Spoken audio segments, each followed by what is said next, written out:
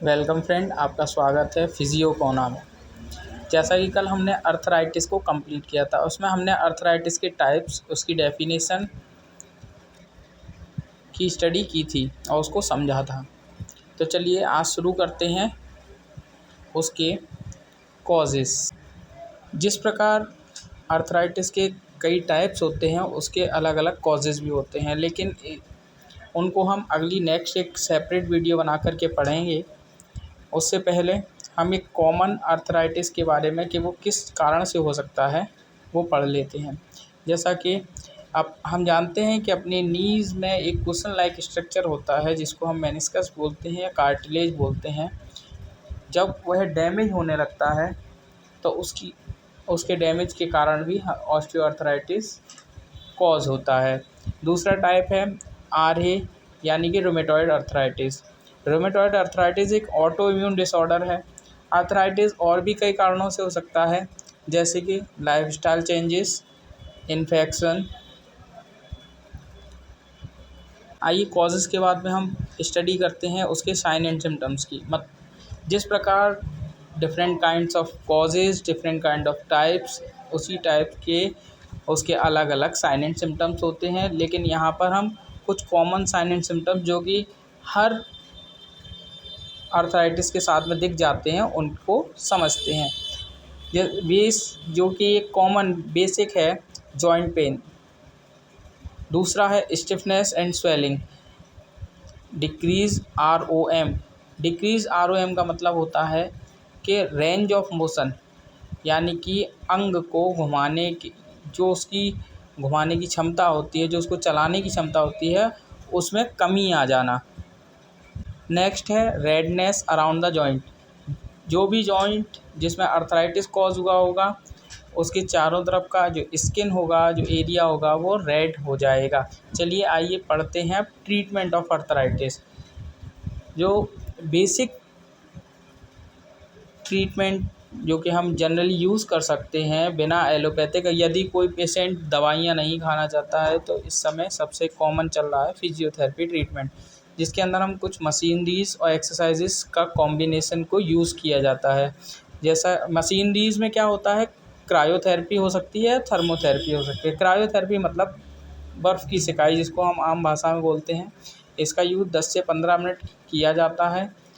यदि inflammation with in 1 week हो, इसके टाइम को कम या ज़्यादा भी किया जा सकता है पेशेंट की सीवियरिटी के हिसाब से।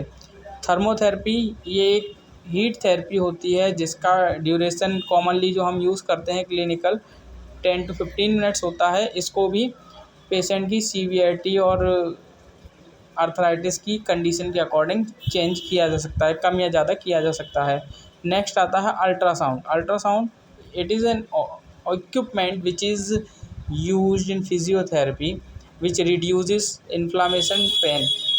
मतलब ये एक फिजियोथेरेपी में एक इक्विपमेंट है जिसका यूज़ 5 से 10 मिनट के लिए किसी भी अंग पर आई सूजन और उसके दर्द को कम करने के लिए किया जाता है। अगली आती है टेंस मशीन। टेंस इसकी फुल फॉर्म होती है ट्रांसक्यूटेनियस इलेक्ट्रिकल नर्व स्टिमुलेटर। इसका यूज़ 10 से 15 मिनट या इससे अधिक पेशेंट की सीवियरिटी के अकॉर्डिंग किया जा सकता है।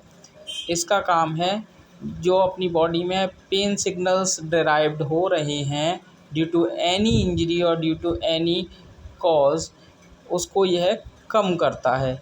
उसके बाद में आता है एक्सरसाइजेस। हम उस पेशेंट को क्या क्या एक्सरसाइज रिकमेंड करेंगे। एक्सरसाइजेज में है isometric exercise. Isometric exercises of knee, off shoulder और बैक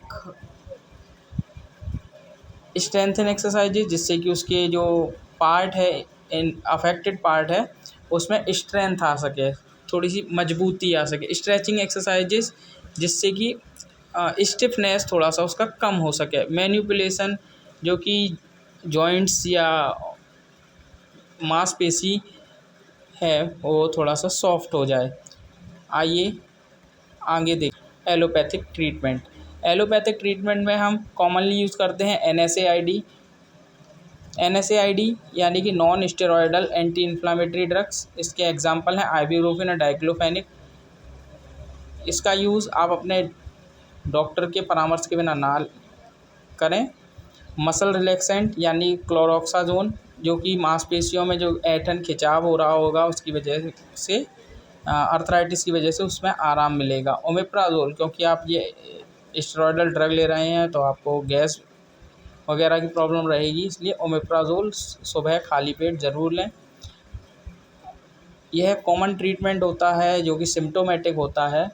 और लास्ट ऑप्शन, अगर आपका अर्थराइटिस सीवियर है जो कि फिजियोथेरेपी और ड्रग्स जो हैं एलोपैथिक ड्रग्स उनसे ठीक नहीं हो सकता, तो फिर लास्ट ऑप्शन बचता है आपके पास में सर्जरी।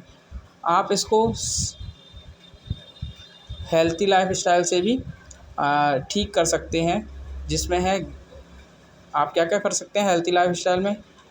पूरी भरपूर नींद लेना चाहिए, जो स्ट्रेस है उसको कम करना चाहिए, एक्सरसाइजेस कीजिए, वेट लॉस, यदि आपका वेट बढ़ा हुआ है तो उसको कम करने की कोशिश कीजिए, और हेल्थी खाना खाइए।